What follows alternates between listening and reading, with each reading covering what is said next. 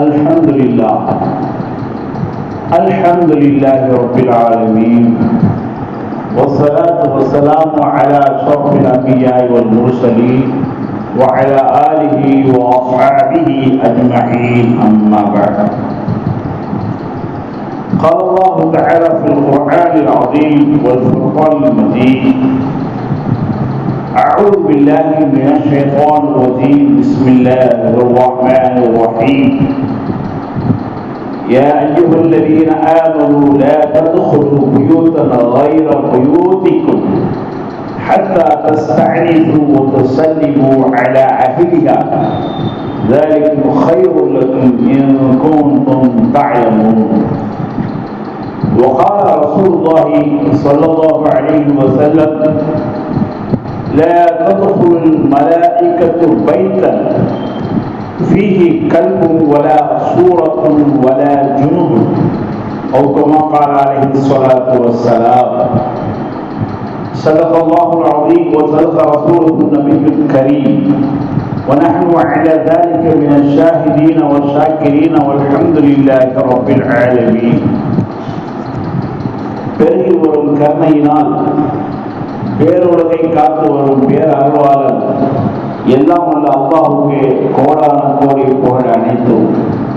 வையகம் வழி நடக்க வல்ல அல்லாஹ்வின் பாதனை தன்னடையாக்கி சென்ற நபி ஸல்லல்லாஹு அலைஹி வஸல்லம் அவர்கள் மீதும் அவரது வழிமுறைகளை வலுவாது நடுவாது பின்பற்றிய உத்தம சத்திய சஹாபாக்கள், தாபிஈன்கள், தபஉ தாபிஈன்கள், சித்திகீன்கள், ஷுஹதாக்கள், ஸாலிஹீன்கள், நாதாக்கள், நல்லோர்கள்,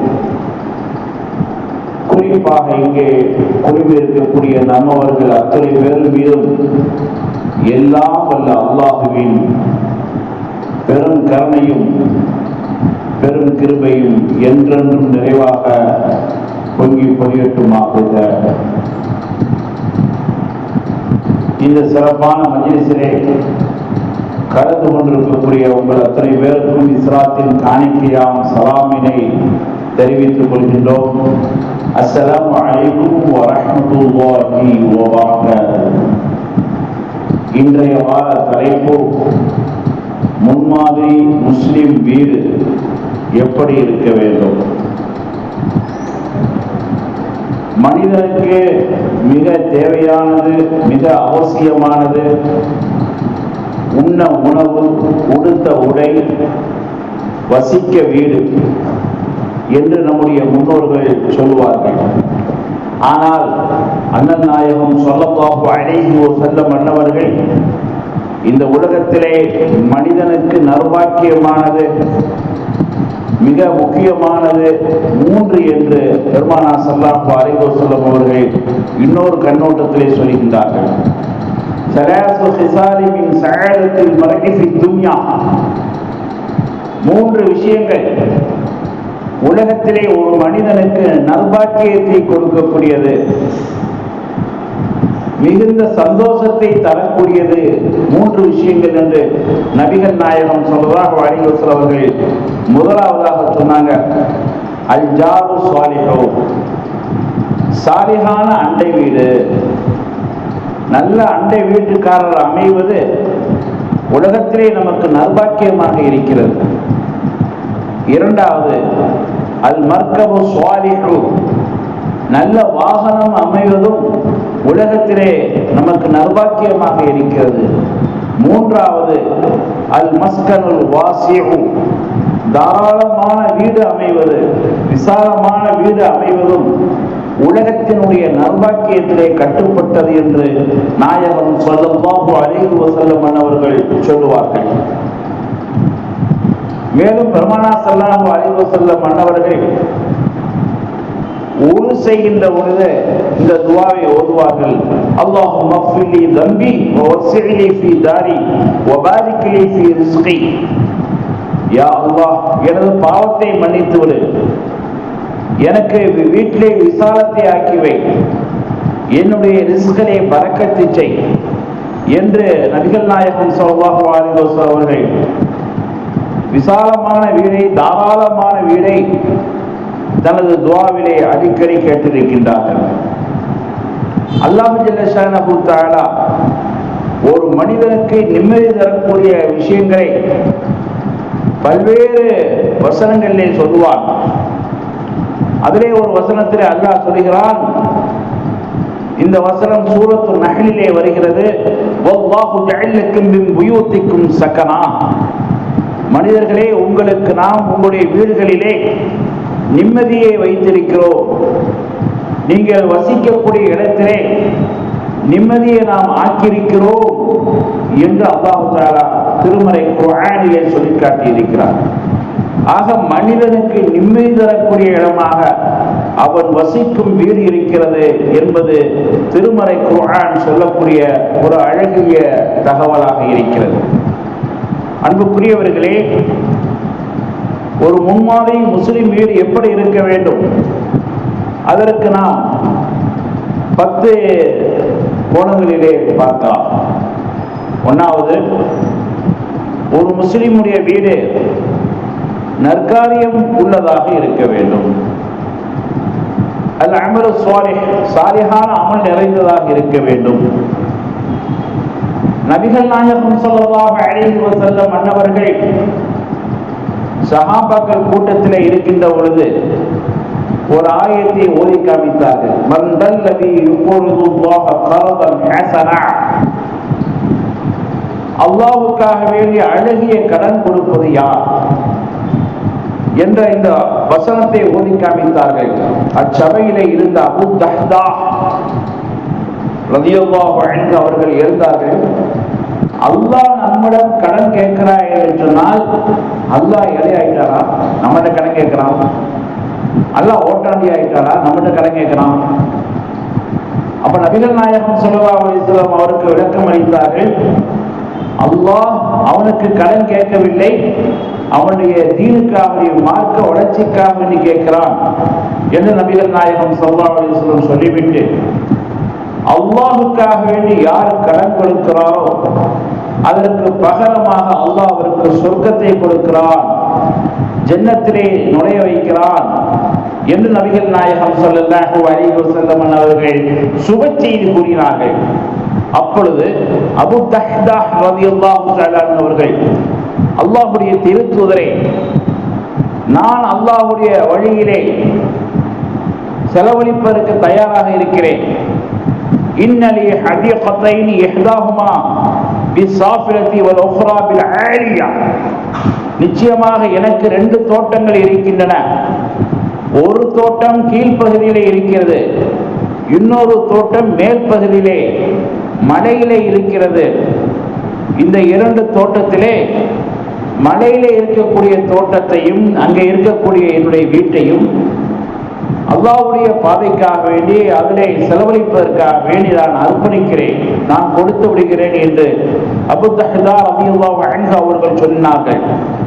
அப்பொழுது நபி ஸல்லல்லாஹு அலைஹி வஸல்லம் அன்னவர்கள் அவருக்கு சொன்னார்கள், அபூ தஹ்தாவுக்காக வேண்டி சொர்க்கத்திலே விசாலமான வீடு இருக்கிறது, சொர்க்கத்திலே பேரிச்சம் கொலைகள் இருக்கின்றன என்று நபிகள் நாயகம் ஸல்லல்லாஹு அலைஹி வஸல்லம் அவர்கள் அவருக்காக வேண்டி சொர்க்கத்தை கொண்டு சுப செய்தி கூறினார்கள்.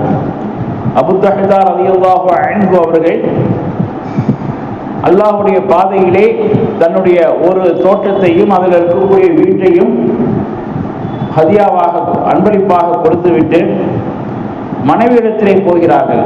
மனைவி உம்மு தஹ்தா இடத்திலே போய் சொன்னார்கள், இப்படி நான் மலை மேல் இருக்கக்கூடிய வீட்டையும் தோட்டத்தையும் நான் அல்லாஹ்வுடைய பாதையிலே அல்லாஹ்வுடைய ரசூலிடத்திலே ஒப்படைத்து விட்டேன் என்று. உடனே அவர்கள் சொன்னார்கள், யா அபூ தஹ்தா ரபிஹ பைஉக பாரக்கல்லாஹு லக, உங்களுடைய வியாபாரத்திலே அல்லாஹ் லாபம் தருவானாக, உங்களுக்கு அல்லாஹ் பரக்கத் செய்வானாக என்று மனதார ஏற்றுக்கொண்டு துஆ செய்தார்கள். நாம இருந்தால் என்ன செஞ்சிருப்போம்? உங்களுக்கு வேற வேலையே இல்லையா, இப்படி போய் நீங்க மதரசாவுக்கும் பள்ளியாசுக்கும் சொல்லி சொத்தை தூக்கி கொடுத்துட்டீங்களே என்று நாம் சகைந்திருப்போம், சங்கடம் தரக்கூடிய வார்த்தைகளை பேசியிருப்போம். ஆனால் உம்மு தஹ்தா ரலியல்லாஹு அன்ஹா அவர்கள் கணவன் தான் பொது காரியத்துக்காக வேண்டி வாரி வழங்கியதை பாராட்டி அவர்களுக்காக வேண்டி பிரார்த்தித்தார்கள், துவா செய்தார்கள் என்று சொன்னால், அப்ப நம்முடைய வீடு நற்காரியத்துக்கு பயன்படக்கூடியதாக நாம் அந்த வீட்டை மாற்ற வேண்டும்.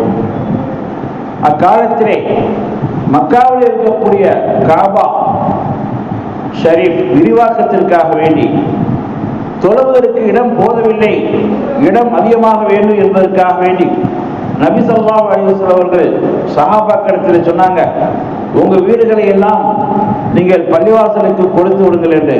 உடனே சஹாபாக்கள் நற்காரியம் நடப்பதற்காக வேண்டி, தொழுகை நடப்பதற்காக வேண்டி தங்களுடைய வீடுகளை எல்லாம் அங்கிருந்து காலி செய்து வேறொரு இடத்துக்கு சென்றார்கள். இன்றைக்கு சஹாபாக்குடைய வீடுதான் காபாவை சுற்றி ஹரம் ஷரீஃபாக மாற்றப்பட்டிருக்கிறது. அதே போல மதீனாவில் இருக்கக்கூடிய மஸ்ஜிதே நபவி இன்றைக்கு அதுவும் விசாலமாக கிட்டத்தட்ட 15 கிலோமீட்டர் தொலை அளவுக்கு சுற்றளவு விசாலமாக இருக்கு என்று சொன்னால், அங்கே இருந்ததெல்லாம் சஹாபாக்குடைய வீடுகள் தான். அவர்கள் அந்த வீடுகளை காலி செய்து கொடுத்த காரணத்தினால் மஸ்ஜிது நபவி இன்றைக்கு விரிவாக்கம் பட்டிருக்கிறது, விசாலமாக்கப்பட்டிருக்கிறது. காபாவை சுற்றி 20 கிலோமீட்டர், ஹரம் ஷரீஃப் 20 கிலோமீட்டர் உள்ளளவும் சஹாபாக்குடைய வீடுகள் தான் அமைந்திருந்தன. தொழுவதற்கு வசதியாக, தொழவர்களுக்கு நெருக்கடி இல்லாமல் விசாலமாக இருப்பதற்காக வேண்டி சஹாபாக்கள் தங்களுடைய வீடுகளை நற்காரியத்திற்காக வேண்டி ஹதியா செய்தார்கள், அர்ப்பணம் செய்தார்கள். அதன் காரணத்தினால் இன்றைக்கு கஅபத்துல்லா விரிவாக்கம் பெற்றிருக்கிறது. மதீனாவில் இருக்கக்கூடிய மஸ்ஜிதே நபவி விரிவாக்கம் பெற்றிருக்கிறது. ஆக இன்றைக்கு சமூகத்தில் இருக்கக்கூடிய எத்தனையோ சீதவிகள், எத்தனையோ நல்லவர்கள் மதரசாவிற்காக வேண்டியும் பள்ளிவாசலுக்காக வேண்டியும் தங்களுடைய பொறுப்பிலே இருக்கக்கூடிய அதிகப்படியான சொத்துக்களை, அதிகப்படியான வீடுகளை ஹதியா செய்கிறார்கள், வழங்குகிறார்கள், அன்பளிப்பாக தருகிறார்கள், நன்கொடையாக தருகிறார்கள். பள்ளப்பட்டியில் இருக்கக்கூடிய சின்ன பள்ளிவாசலுடைய வருமானத்திற்காக வேண்டி இங்கே சூரமங்கலத்திலே சில வீடுகளை சில சீதேவிகள் கொடுத்திருக்கிறார்கள். ஆக ஊர் விட்டு ஊராக பொது காரியத்திற்காக வேண்டி, நற்காரியத்திற்காக வேண்டி, அந்த நற்காரியம் தொடர்ந்து நடைபெற வேண்டும் என்பதற்காக வேண்டி அக்காலத்தில் இருக்கக்கூடிய சீதேவிகள் தன்னுடைய வீடுகளை அர்ப்பணம் செய்தார்கள். வீடுகளை வாரி வழங்கி அதனுடைய வருவாயை பொது காரியத்திலே போய் சேர்த்தார்கள். ஆனால் இன்றைக்குதான் அது ரொம்ப குதூகலமா போச்சு. பள்ளிவாசலுக்கு வீடு கொடுப்பது, மதரசாவுக்கு வீடு கொடுப்பதுலாம் இன்னைக்குதான் ரொம்ப சிரமம் தான். காரணம் என்ன இருந்துச்சுன்னா, ஈமானுடைய பிரகாசம் மங்கிவிட்டது. ஆக வீடுகளை நற்காரியத்திற்காக வேண்டி பயன்படுத்துவது முதலாவது விஷயம். இரண்டாவது விஷயம் என்னவென்று சொன்னால், நம்முடைய தொழுகைகளை, சுன்னத்து தொழுகைகளை ஆண்கள் வீடுகளிலேயே தொழுவதுதான் சிறந்தது. நபிகள் நாயகம் ஸல்லல்லாஹு அலைஹி வஸல்லம் அவர்கள் சொல்லுவார்கள், அஃதலு ஸலாத்தி ஃபில் பைத்தி இல்லல் மக்தூபா, தொழுகையிலேயே மிக சிறந்தது வீட்டை தொழுவதுதான். ஆனால் ஃபர்தான தொழுகையை தவிர, ஃபர்தான தொழுகையை ஆண்கள் பள்ளிவாசல்லே வந்துதான் தொழுக வேண்டும். ஆனால் பெண்கள் ஃபர்தான தொழுகையும் சுன்னத்தான தொழுகையும் ரெண்டையுமே வீட்டில் தான் தொழணும். நபிகள் நாயகம் ஸல்லல்லாஹு அலைஹி வஸல்லம் காலத்திலே பெண்களும் பள்ளிவாசலை தொழுது கொண்டிருந்தார்கள். அதை நபி ஸல்லல்லாஹு அலைஹி வஸல்லம் சன்னம் சன்னமாக குறைத்தார்கள். கலிஃபா உமர் அல்லாஹ்வுடைய ஆட்சி காலத்திலே முற்றிலுமாக பெண்கள் பள்ளிவாசல் தொழுவதை நிறுத்தப்பட்டது. கலிஃபா உமர் அல்லாஹ்வுடைய மனைவி ஆத்திகா ரலியல்லாஹு தஆலா அன்ஹா அவர்கள் தொடர்ந்து கணவனுடைய பேச்சை கேட்காமல், அதை காதாழ்த்தி கேட்காமல் தொடர்ந்து மஸ்ஜித் நபவியிலே போய் நேரடியாக தொழுது கொண்டிருந்தார்கள்.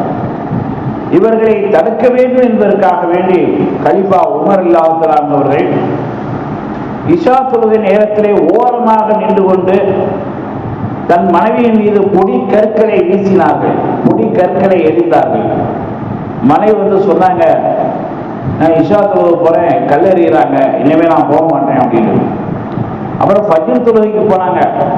ஃபஜ்ர் தொழுகையையும் தடுப்பதற்காக கரீபா உமர் ரலியல்லாஹு தஆலா அவர்கள் ஓரத்திலே நின்று கொண்டு பொடி கற்களை எறிந்தார்கள். அன்றிலிருந்து ஃபஜ்ர் தொழுகைக்கும் அவர்கள் செல்லவில்லை, வீட்டிலேயே தொழுக ஆரம்பித்து விட்டார்கள். ஆக பெண்கள் வீட்டிலே தொழுவதுதான் சிறந்தது. சஹாபாக்கள் காலம் முதல் பின்பற்றப்பட்டு கொண்டிருக்கிறது. ஆனால் காயல்பட்டினம், மேலப்பாளையம் போன்ற ஊர்களிலே பெண்களும் பள்ளிவாசலை தொழுவதற்கு தனி வழி வைத்திருக்கிறார்கள். அந்த வழியை ஆண்கள் செல்லக்கூடாது, அந்த தெருவில் ஆண்கள் செல்லக்கூடாது, முழுமையான பாதுகாப்பு இருக்கிறது. அப்படிப்பட்ட ஒரு சூழ்நிலையிலே, அப்படிப்பட்ட பட்சத்திலே பெண்கள் பள்ளிவாசலை வந்து தொழுவதற்கு அனுமதி இருக்கிறது. அப்படி இல்லாமல் பாதுகாப்பு இல்லாத சூழ்நிலையிலே அவர்களுக்குரிய கண்ணியம் குறைவும் கௌரவம் குறையும் என்ற சூழ்நிலையிலே பெண்கள் தங்களுடைய இல்லங்களிலேயே பரவான தொழுகையை தொழுவது மார்க்கம் சொல்லித் தருகிறது. வீட்டிலே தான் தொழுவது சிறந்தது என்று நம்முடைய மார்க்கம் அழகாக சொல்லி காட்டியிருக்கிறது. மூணாவது விஷயம், வீட்டுக்குள்ளே நுழைகின்ற பொழுது சலாம் சொல்லி நுழைய வேண்டும். சரி, யாருமே வீட்டில் இல்லை, வீடு பூட்டி கிடக்கு, நம்ம தான் வீடு திறக்கிறோம், அப்போ என்ன செய்யணும்? சலாம் சொல்ல வேண்டும். ஆனால் அந்த சலாம் சொல்லும் போது அஸ்ஸலாமு அலைக்கும் யா இபாதத் ஸாலிஹீன், சாலிஹான அடியார்களே உங்களின் மீது சலாம் உண்டாவதாக என்று வார்த்தையை மாற்றி சொல்ல வேண்டும். ஏன்னா யாருமே இல்லாத வீட்டிலே மலக்குமார்கள் இருப்பதற்கு வாய்ப்பு இருக்கிறது. எனவே மலக்குமார்களை நியத்து வைத்து அஸ்ஸலாமு அலைக்கும் யா இபாதத் ஸாலிஹீன் என்று சலாம் சொல்லிதான் வீட்டுக்குள்ளே செல்ல வேண்டும். அல்லாஹ் ரப்பல் ஆலமீன் சூரத்து நூரிலே சொல்கிறான், யா அய்யுஹல்லதீன ஆமனூ லா தத்குலூ புயூதன் கைர புயூதிக்கும் ஹத்தா தஸ்அனிசு வ துஸல்லிமு ஸாலிகும் கைருல் லக்கும். ஈமான் கொண்டவர்களே, முஸ்லிம்களே, உங்கள் அல்லாத வீடுகளிலே, மற்ற வீடுகளிலே நீங்கள் அனுமதி கேட்டு சலாம் சொல்லும் வரை நீங்கள் உள்ளே நுழையாதீர்கள் என்று சொல்லிவிட்டு ஸாலிகும் கைருல் லக்கும், இப்படிப்பட்ட பழக்கம்தான் உங்களுக்கு மிக சிறந்தது என்று அல்லாஹ் திருமறை குர்ஆனிலே சொல்லி காட்டியிருக்கிறார். நபிகள் நாயகம் ஸல்லல்லாஹு அலைஹி வஸல்லம் அவர்களுடைய வளர்ப்பு மகனார் அனஸ் ரலியல்லாஹு தஆலா அவர்களிடத்திலே ஒரு நாள் சொன்னார்கள், யா புனைய இதா தഖல்த அலா அஹ்லிக ஃபஸல்லிம் யகும் பரக்கத்தன் அலைக வ அலா அஹ்லி பைத்திக. ரவாஹு திர்மிதி. திருமதி ஷரீஃபிலே பதிவாகி இருக்கின்ற ஒரு ஹதீஸ்.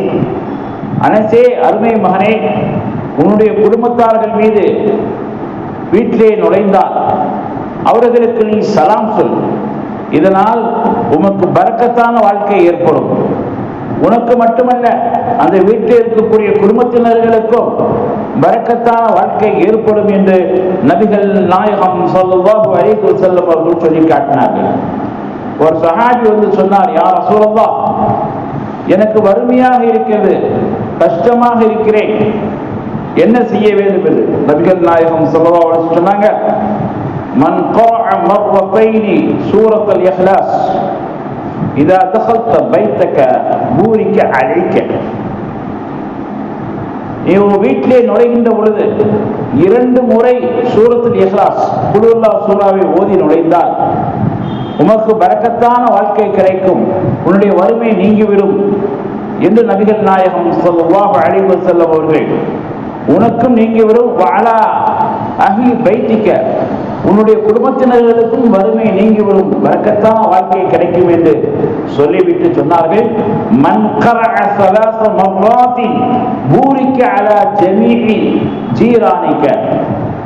குல் ஹுவல்லாஹ் சூராவை 3 முறை ஓதி வீட்டுக்குள்ளே நுழைந்தால் உன்னுடைய அண்டை வீட்டார்கள் அனைவர்களுக்கும் பரக்கத்தான வாழ்க்கை கிடைக்கும் என்று நபிகள் நாயகம் ஸல்லல்லாஹு அலைஹி வஸல்லம் அவர்கள் சொல்லி காட்டினார்.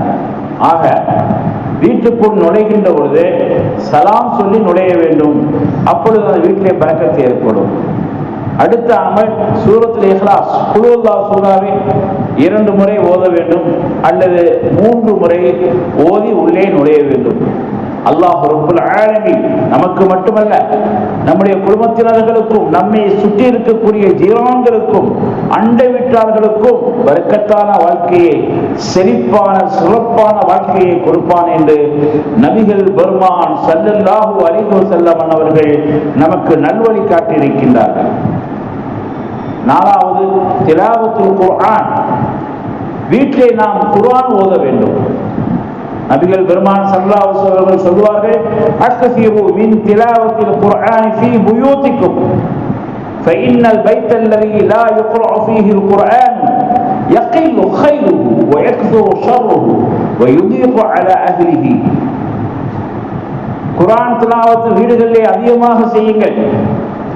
எந்த வீட்டிலே குர்ஆன் ஓதப்படவில்லையோ அந்த வீட்டிலே நன்மைகள் குறைந்துவிடும், தீமைகள் அதிகமாகிவிடும், அந்த குடும்பத்தினர்கள் மீது நெருக்கடி ஏற்படும் என்று நபிகள் நாயகம் ஸல்லல்லாஹு அலைஹி வஸல்லம் அவர்கள் சொல்லி காட்டியிருக்கிறார்.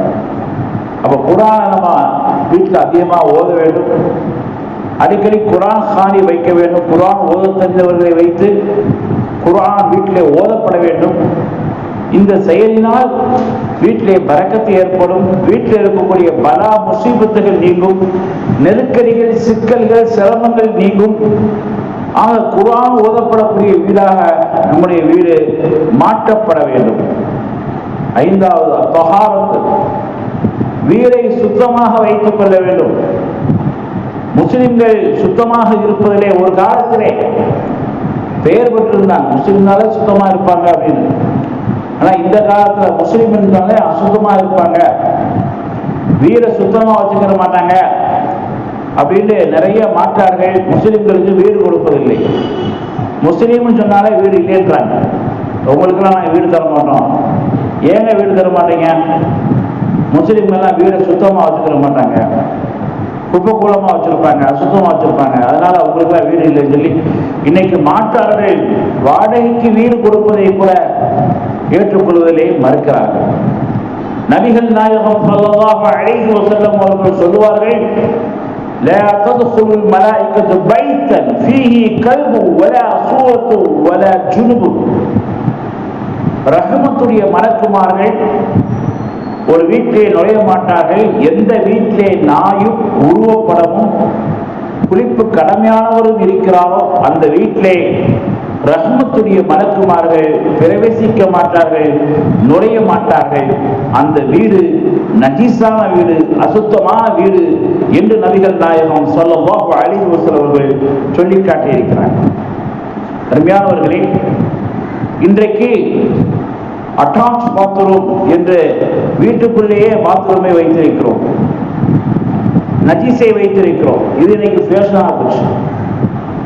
ஆனா பாத்ரூம் எங்க இருக்க வேண்டும்? வெளியே இருக்க வேண்டும். ஆனா இன்னைக்கு உள்ளேயே வச்சு மாட்டாருடைய கலாச்சாரத்திலே நாமும் ஊறி போன காரணத்தினால் வீட்டுக்குள்ளேயே சைத்தானுடைய வீடையும் வைத்திருக்கிறோம்.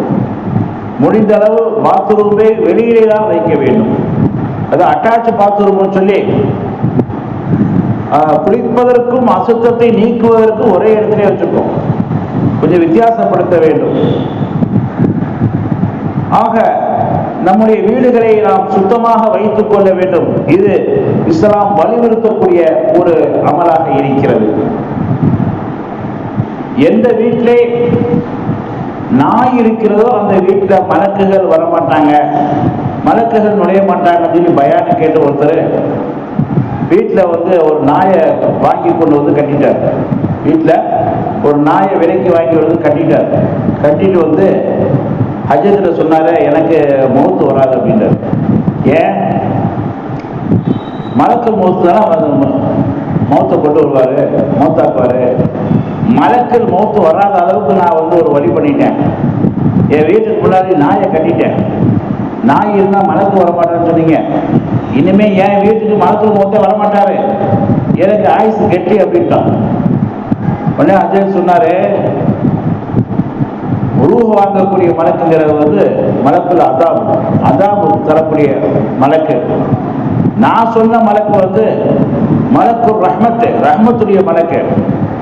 ஆக அதாபுடைய மலக்கு ரூஹ் வாங்க இருக்காரு, கட்டாயம் வந்துருவாருப்பா. நீ நாயை கட்டினாலும் வந்துருவாரு, பேயை கட்டினாலும் வந்துருவாரு, அதனால நாய் அவுத்துரு அப்படின்னு சொல்லி ஹஜரத் அவர்கள் சொன்னார்களாம்.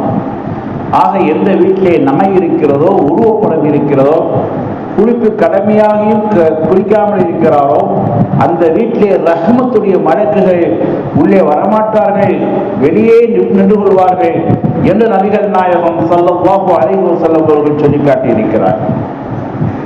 ஆறாவது விஷயம் அஸ்ஸூரத், வீட்டிலே உருவப்படத்தை நாம் அகற்ற வேண்டும்.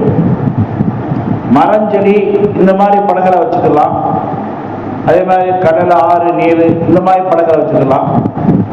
உயிருள்ள உருவப்படங்களை வீட்டிலே வைப்பதையும் மார்க்கம் தடுக்கிறது.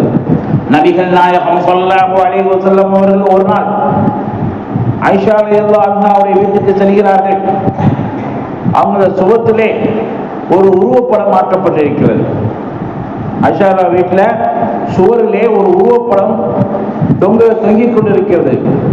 அதை பார்த்தவுடன் தலப்பன வஜ்ஹு ரசூலில்லாஹி ஸல்லல்லாஹு அலைஹி வஸல்லம், ஸல்லல்லாஹு அலைஹி வஸல்லம் முகம் மாறிவிட்டது. யா ஆயிஷா, ஆயிஷாவே, அஷத்து الناس عذابا يوم القيامه الذين يصبرون, கியாமத் நாள்ல அதிகமாக அதாபு பெறக்கூடியவர் யார் தெரியுமா? உலகத்திலே உருவப்படம் வரைந்தவர், உருவப்படம் வைத்திருந்தவர். என்ன உருவப்படம் வைத்திருக்கிறார் என்று கண்டித்தார்கள். உடனே ஆயிஷா அவர்கள் அந்த உருவப்படத்தை அகற்றி அதை சுத்தப்படுத்தினார்கள் என்று நாம் ஹதீஸ்களிலே பார்க்கிறோம். ஆக வீடுகளிலே உருவப்படங்கள் அகற்றப்பட வேண்டும்.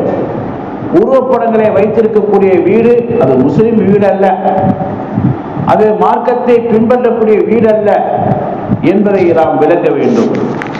ஆக ஒரு முஸ்லிமான வீடு எப்படி இருக்க வேண்டும் என்று சொன்னால், ஏழாவது, வீட்டில் இருக்கக்கூடிய பெண்கள் தலையை மறைத்தவர்களாக இருக்க வேண்டும், தலையிலே முக்காடு போட்டவர்களாக இருக்க வேண்டும். அப்பொழுதுதான் ரஹ்மத்துடைய மலக்குமார்கள் வீட்டுக்குள்ளே வருகிறார்கள். எந்த வீட்டிலே தலையிலே துணி போடவில்லையோ அங்கே ரஹ்மத்துடைய மலக்குமார்கள் வந்தாலும் விரண்டோடி விடுவார்கள். அந்த காட்சியை பார்த்தவுடன் அங்கிருந்து கிளம்பி விடுவார்கள் என்று நாம் மார்க்கத்திலே பார்க்க முடிகிறது. ஒரு நாள் அன்னை ஹதீஜா ரலியல்லாஹு தஆலா அன்ஹா அவர்கள் தனது அன்பு கணவர் நபிகள் நாயகம் ஸல்லல்லாஹு அலைஹி வஸல்லம் அவர்களிடத்திலே சொன்னார்கள், உங்களிடத்திலே அடிக்கடி வரக்கூடிய வானவர் கோபான் ஜிப்ரீல் அலைஹிஸ்ஸலாத்தை நான் கண்ணால பார்க்கணும், அதுக்கு வழி செய்யுங்க. நபிகள் நாயகம் சொன்னாங்க, ஜிப்ரீல் அலைஹிஸ்ஸலாம் வரும்போது நான் சொல்றேன், நீ தயாராக இரு என்று. ஜிப்ரீல் அலைஹிஸ்ஸலாம் வருவதை நாயகம் பார்க்கிறாங்க. உடனே அன்னை ஹதீஜா சொன்னாங்க, இதோ ஜிப்ரீல் அலைஹிஸ்ஸலாம் வராங்க, வாங்க அப்படின்னு. உடனே வந்து ஹதீஜா அவர்கள் பெருமானா ஸல்லல்லாஹு அலைஹி வஸல்லம் அவருடைய வலது தொடையிலே உட்கார்ந்தார்கள். இப்ப பாருங்க, நாங்க பார்த்தாங்க, ஜிப்ரீல் அலைஹிஸ்ஸலாம் தெரியல. இடது தொடையில உட்கார்ந்தாங்க, இடது தொடையில உட்கார்ந்தாங்க, பார்த்தாங்க, ஜிப்ரீல் அலைஹிஸ்ஸலாம் தெரியல. மடியிலே உட்கார்ந்தார்கள். உட்காரும் போது ரசூல் ஸல்லல்லாஹு அலைஹி சொன்னாங்க, உங்களுடைய தலைச்சீலையை கீழே போடுங்க, தலைச்சீலையை அகற்றுனாங்க. தலைச்சீலையை கொஞ்சம் கீழே போட்டாங்க, அகற்றுனாங்க. உடனே ஜிப்ரீல் அலைஹிஸ்ஸலாத்தை பார்த்துட்டாங்க. பார்த்தா ஜிப்ரீல் அலைஹிஸ்ஸலாம் விரண்டு ஓடிக்கிட்டு இருக்காங்க.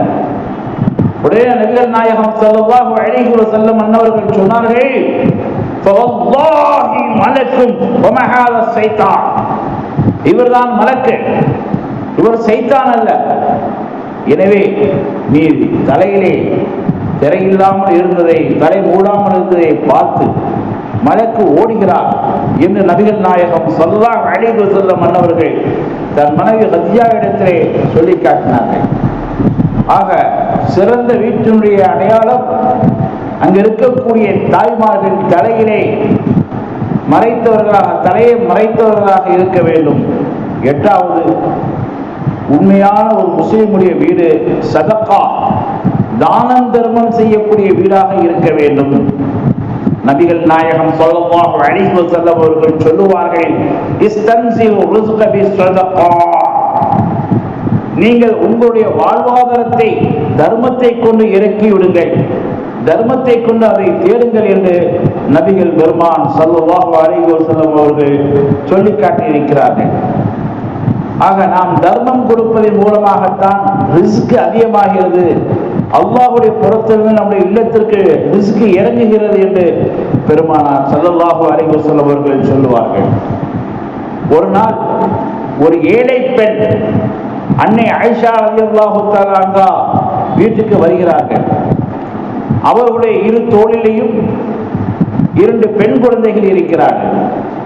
சஅத் அந்த ஏழை பெண் யாசிக்கிறார்கள், பசிக்கிறது ஏதாவது கொடுங்கள் என்று. அன்னை ஆயிஷா ரலியல்லாஹு தஆலா அன்ஹா அவர்கள் வீட்டை சுற்றி பார்க்கிறார்கள், அங்கும் இங்கும் பார்க்கிறார்கள். பேரித்தம்பளம் இருக்கிறது, அதிலே 3 பேரித்தம்பளத்தை எடுத்து தாய்க்கு ஒரு பேரித்தம்பளம், ஒரு பெண் குழந்தைக்கு ஒரு பேரிச்சம்பளம், இன்னொரு பெண் குழந்தைக்கு இன்னொரு பேரிச்சம்பளம், 3ஐயும் கொடுத்து விட்டார்கள்.